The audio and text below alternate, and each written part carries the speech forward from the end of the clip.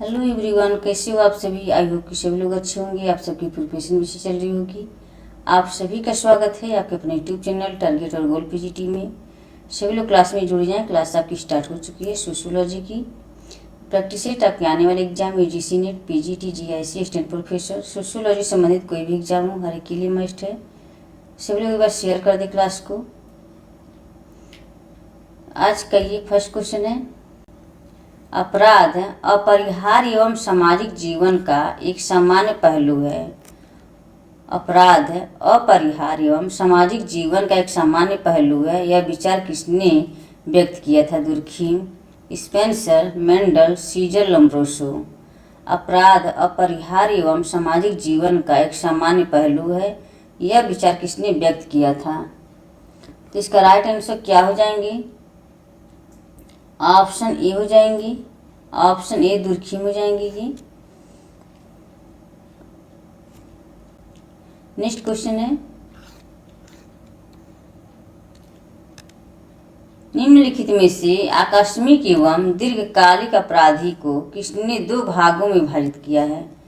निम्नलिखित में से किस में से आकस्मिक एवं दीर्घकालिक अपराधी को किसने दो भागों में विभाजित किया है? अलेक्जेंडर मिस्टाव, हेंडरसन, सदरलैंड, के डेविस। तो इसका राइट आंसर क्या हो जाएंगे? ये अलेक्जेंडर एवं स्टाव हो जाएंगे। इन्होंने आकस्मिक एवं दीर्घकालिक अपराधी को दो भागों में विभाजित किया था। ऑप्शन ए हो जाएंगे।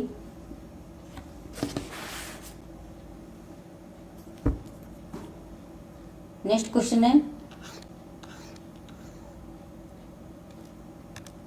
अपराध शास्त्र का कौन सा संप्रदाय मानता है कि अपराधी जन्मजात होता है? अपराध शास्त्र का कौन सा संप्रदाय मानता है कि अपराधी जन्मजात होता है? प्रारूपवादी संप्रदाय, शास्त्रीय संप्रदाय, समाज शास्त्री संप्रदाय, भौगोलिक संप्रदाय। इसका राइट आंसर ऑप्शन ए हो जाएंगे, प्रारूपवादी संप्रदाय। Option A. नेक्स्ट क्वेश्चन है, अपराध का कौन सा सिद्धांत सुखवाद पर आधारित है? अपराध का कौन सा सिद्धांत सुखवाद पर आधारित है? शास्त्रीय सिद्धांत, समाजवादी सिद्धांत, प्रारूपवादी सिद्धांत, समाजशास्त्री सिद्धांत। अपराध का कौन सा सिद्धांत सुखवाद पर आधारित है? इसका राइट आंसर क्या हो जाएंगे? ऑप्शन ए हो जाएंगे, शास्त्रीय सिद्धांत। Option A. नेक्स्ट क्वेश्चन है,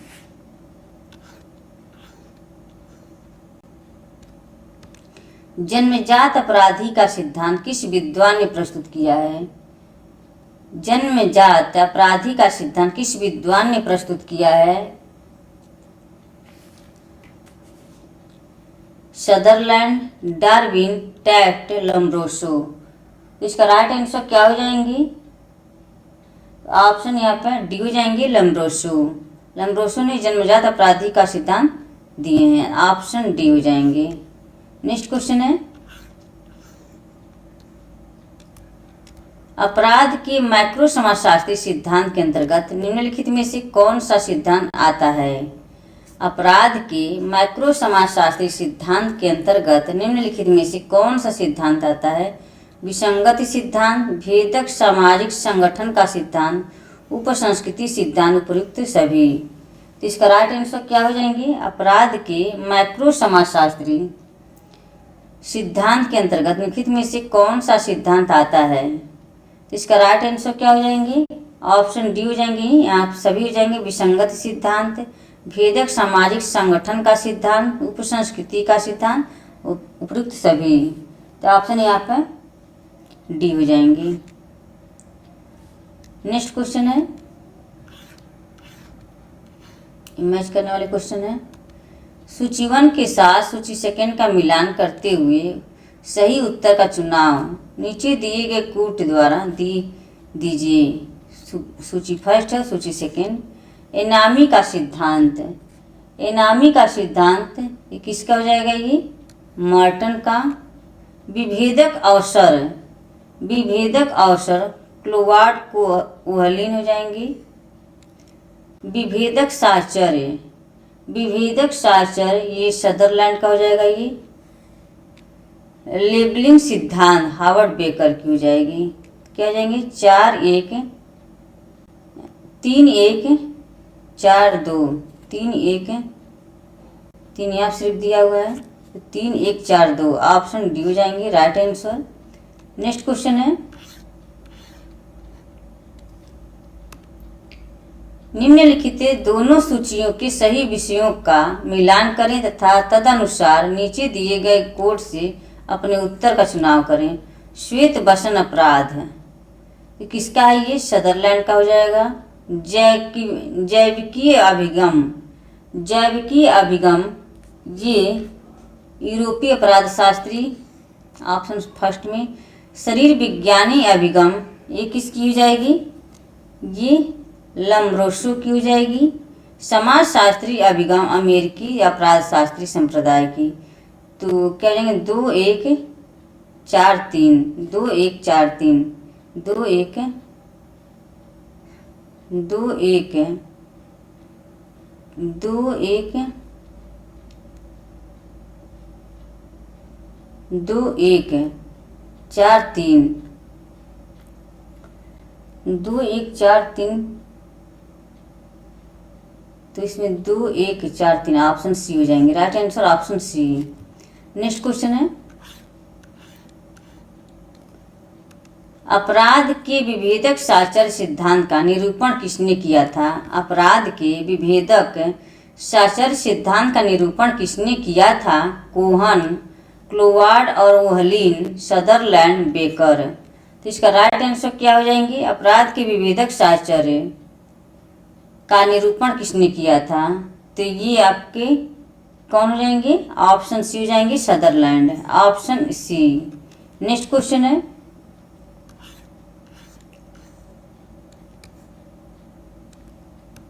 आपके अनुसार किसने स्थितिजन्य और सुव्यवस्थित अपराधों का वर्गीकरण दिया है? आपके अनुसार किसने स्थितिजन्य और सुव्यवस्थित अपराधों का वर्गीकरण दिया है? Walton, Gibbons, Bonger, Lemert. तो इसका राइट आंसर क्या हो जाएंगे? ऑप्शन डी हो जाएंगे लेमर्ट ऑप्शन डी। नेक्स्ट क्वेश्चन है,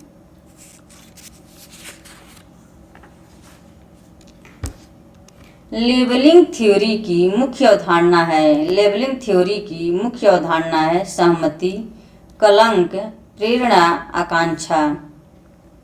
इसका राइट आंसर क्या हो जाएंगे? ऑप्शन बी हो जाएंगे कलंक ऑप्शन बी। नेक्स्ट क्वेश्चन है, आकस्मिक अपराधी वह है जो पहली बार अपराध करता है। बी है वह अवसर मिलने पर कभी कभी अपराध करता है। सी अपराध करने का आदी होता है। डी है सफेद पोश अपराध करता है। आकस्मिक अपराधी वह है, तो ऑप्शन बी हो जाएंगे अवसर मिलने पर कभी कभी अपराध करता है। तो ऑप्शन यहाँ पे बी हो जाएंगी। नेक्स्ट क्वेश्चन है, कथन ए, कथन और कारण से है ये।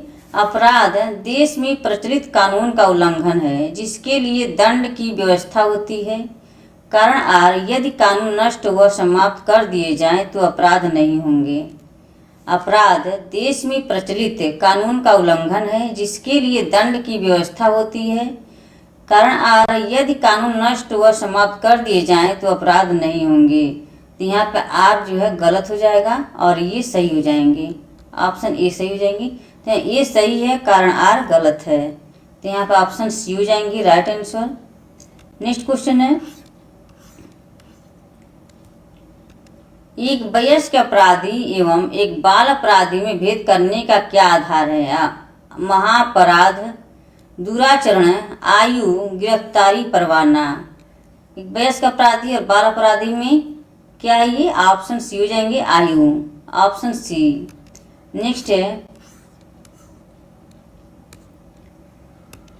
भारतवर्ष में बाल अपराधी किस आयु समूह में आते हैं? भारतवर्ष में बाल अपराधी किस आयु समूह में आते हैं? 12 वर्ष से नीचे, 14 वर्ष से नीचे, 18 वर्ष से नीचे, 20 वर्ष से नीचे। भारतवर्ष में बाल अपराधी किस आयु समूह में आते हैं?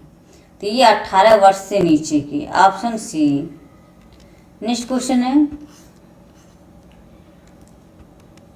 एक बच्चे का विद्यालय से खिसक जाना क्या है? एक बच्चे का विद्यालय से खिसक जाना क्या है? किशोर अपराध, अनुपस्थिता, पलायनशीलता, आवारागर्दी। तो ऑप्शन यहाँ पे पलायनशीलता हो जाएगा, ऑप्शन सी हो जाएंगे। एक बच्चे का विद्यालय से खिसक जाना पलायनशीलता, खिसक जाना मतलब स्कूल छोड़ के निकल जाना, ये पलायनशीलता हो जाएगा, ऑप्शन सी। नेक्स्ट क्वेश्चन होगा,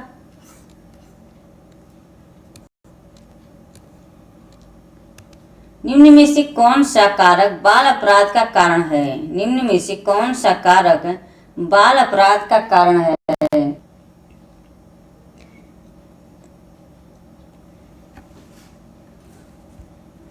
तो विच्छिन्न परिवार, शिक्षा, व्यक्तित्व, संस्कृति। तो क्या हो जाएंगे? कौन सा कारक बाल अपराध का कारण है? तो विच्छिन्न परिवार हो जाएंगे, ऑप्शन ए, ऑप्शन ए हो जाएंगे।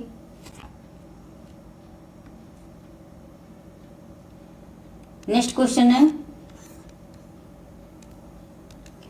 कथन ए, गंदी बस्तियां बाल अपराध के लिए उत्तरदायी हैं। गंदी बस्तियां बाल अपराध के लिए उत्तरदायी हैं।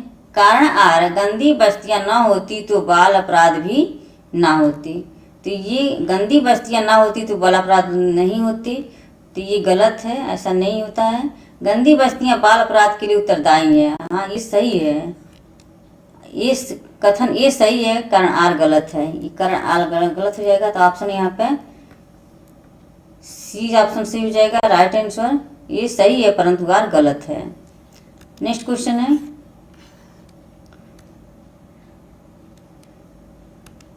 एक 4 वर्ष के लड़के ने अपने चचेरे भाई को चाकू घोंप दिया है, बालक की यह क्रिया कहलाएगी। एक 4 वर्ष के लड़के ने अपने चचेरे भाई को चाकू घोंप दिया है, बालक की यह क्रिया कहलाएगी अपराध, बाल अपराध, श्वेत वसन अपराध, उपयुक्त में से कोई नहीं। तो क्या हो जाएंगे ये?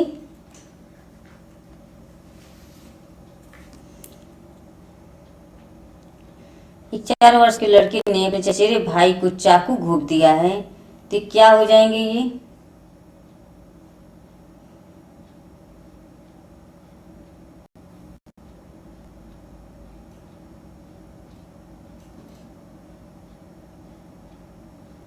तो यहाँ पे कोई नहीं होगा, यहाँ पे ऑप्शन डी हो जाएगी।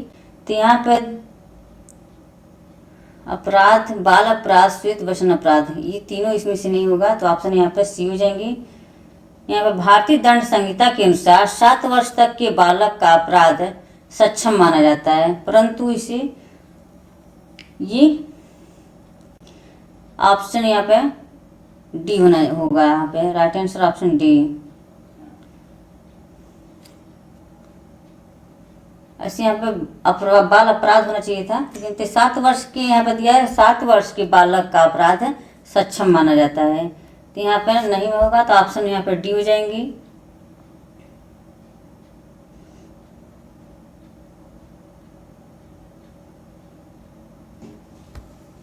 ऑप्शन डी उपयुक्त सभी। नेक्स्ट क्वेश्चन है ये,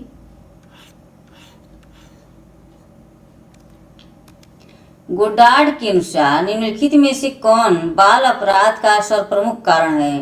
गोडार्ड के अनुसार निम्नलिखित में से कौन सा बाल अपराध का सर्वप्रमुख कारण है? अनैतिक गृह, मानसिक दुर्बलता, खराब आर्थिक स्थिति, नगरीकरण। तो इसका राइट आंसर क्या हो जाएंगे? तो इसका राइट आंसर ऑप्शन बी हो जाएंगे, मानसिक दुर्बलता, ऑप्शन बी। नेक्स्ट क्वेश्चन है, इनमें से क्या बाल अपराध का एक कारण नहीं है? इनमें से क्या बाल अपराध का एक कारण नहीं है, नहीं पूछा है। टूटे परिवार, भावात्मक अस्थिरता, मानसिक स्थिरता, सही समाजीकरण। तो क्या बाल अपराध का एक कारण नहीं है? तो टूटे परिवार बाल अपराध का कारण होता है, भावात्मक अस्थिरता तो ये भी एक बाल अपराध का कारण होता है, मानसिक स्थिरता ये भी एक बाल अपराध का कारण है, सही समाजीकरण ये बाल अपराध का कारण नहीं होता है। तो ये जिस बच्चे को जहाँ पे सामाजिकरण, सही सामाजिकरण दिया जाएगा तो वहाँ पे बाल अपराधी कम होंगे। तो यहाँ पे ऑप्शन डी हो जाएगा राइट आंसर, ऑप्शन डी।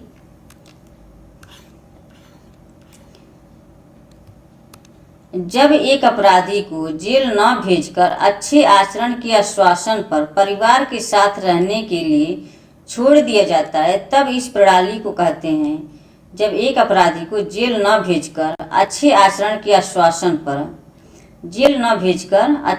अच्छे आचरण के आश्वासन पर परिवार के साथ रहने के लिए छोड़ दिया जाता है तब इस प्रणाली को कहते हैं पैरोल, परिवीक्षा, उत्तर रक्षा सेवा, अपराधी सुधार। इसका राइट आंसर क्या हो जाएंगे? ऑप्शन बी हो जाएंगे परिवीक्षा, ऑप्शन बी। जब एक अपराधी को जेल न भेज करके अच्छे आचरण के आश्वासन पर परिवार के साथ रहने के लिए छोड़ दिया जाता है तब इस प्रणाली को कहते हैं परिवीक्षा, ऑप्शन बी। नेक्स्ट क्वेश्चन है, उस स्थिति को चिन्हित कीजिए जिसके अंतर्गत परिवीक्षा का नियम लागू होता है। जमानत पर रिहा किए गए अपराधी के लिए, उस कैदी के लिए जिसे उसकी निवेदन पर उसकी मां की अंत्येष्टि में शामिल होने की अनुमति दी गई हो, मृत्युदंड के दंडित अपराधी की अंतिम इच्छा के लिए, कारावास के दौरान अच्छे आचरण के लिए रिहा किए गए कैदी के लिए। तो यहाँ पे जमानत पर रिहा किए गए अपराधी के लिए, तो ऑप्शन यहाँ पे ये हो जाएंगे right answer, option A. Next question है,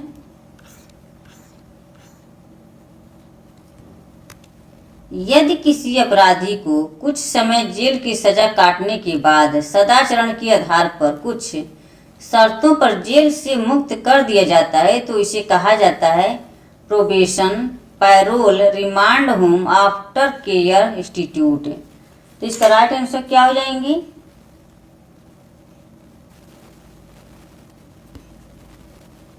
इसका राइट आंसर ऑप्शन बी हो जाएंगे पैरोल।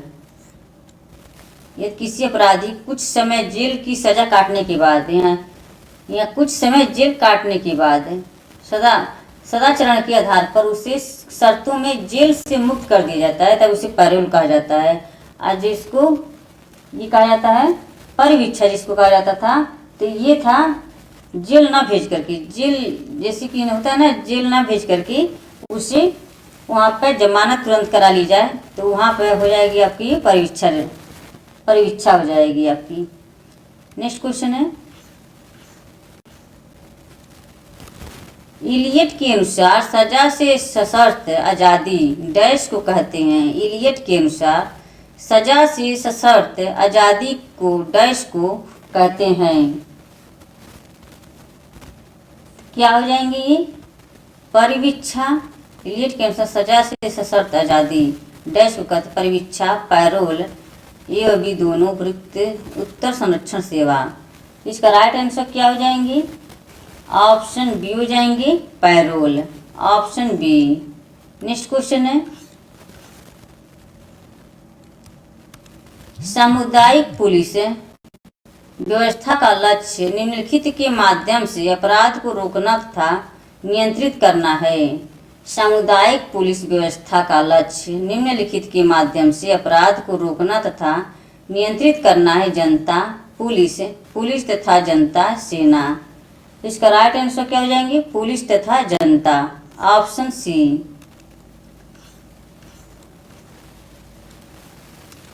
रिमांड गृह एवं पोस्टल स्कूल किनके सुधार के लिए बने हैं?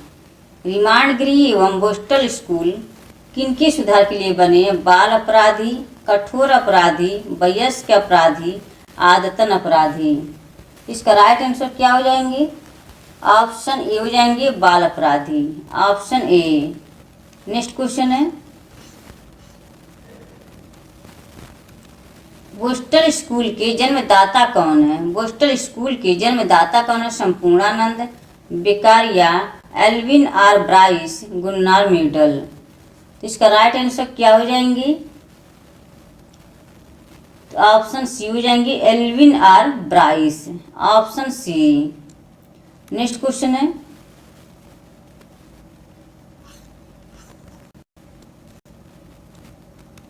संपूर्णानंद आश्रम निम्नलिखित में से किससे संबंध है?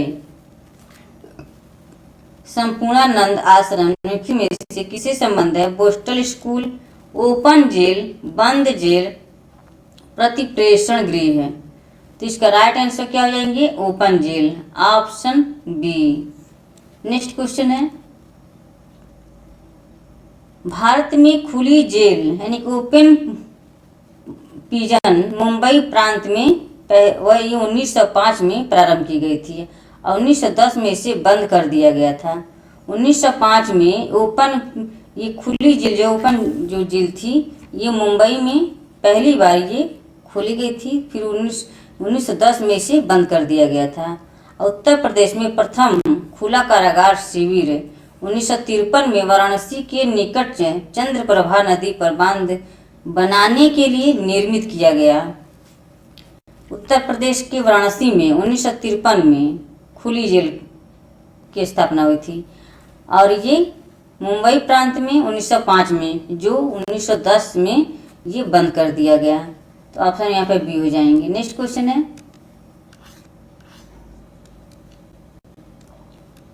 भारत में प्राचीर विहीन कारागार किसने स्थापित किया? भारत में प्राचीर विहीन कारागार किसने स्थापित किया? जवाहरलाल नेहरू, गोविंद बल्लभ पंत, संपूर्णानंद, सरदार वल्लभ भाई पटेल। तो क्या हो जाएंगे इसका राइट आंसर? ऑप्शन सी हो जाएंगे, संपूर्णानंद, ऑप्शन सी। फ्रेंड्स यहीं पे ही क्लास समाप्त होता है। आई होप कि क्लास पसंद आई हो। क्लास को ज़्यादा से ज़्यादा शेयर करें। क्लास से पहली बार जुड़े प्लीज चैनल को सब्सक्राइब कर लें। Okay, bye bye, take care. इसकी पीडीएफ आपको टेलीग्राम चैनल पे मिल जाएंगी। यदि आप इसका आपको पीडीएफ चाहिए तो टेलीग्राम चैनल को ज्वाइन कर लें। टेलीग्राम लिंक आपको डिस्क्रिप्शन बॉक्स में मिल जाएंगे, वहाँ सब ज्वाइन कर सकते हैं। Okay, bye bye, take care friends. और किसी क्लास में आप लोग की आवाज़ साउंड नहीं अगर आ रही है तो इसके लिए रियली सॉरी। यहाँ पे प्रॉब्लम हो जाती है कभी कभी। ओके, तो इसकी पीडीएफ आप लोग टेलीग्राम चैनल पर मिल जाएंगे, वहाँ से आप ज्वाइन कर सकते हैं। Okay, bye bye, take care.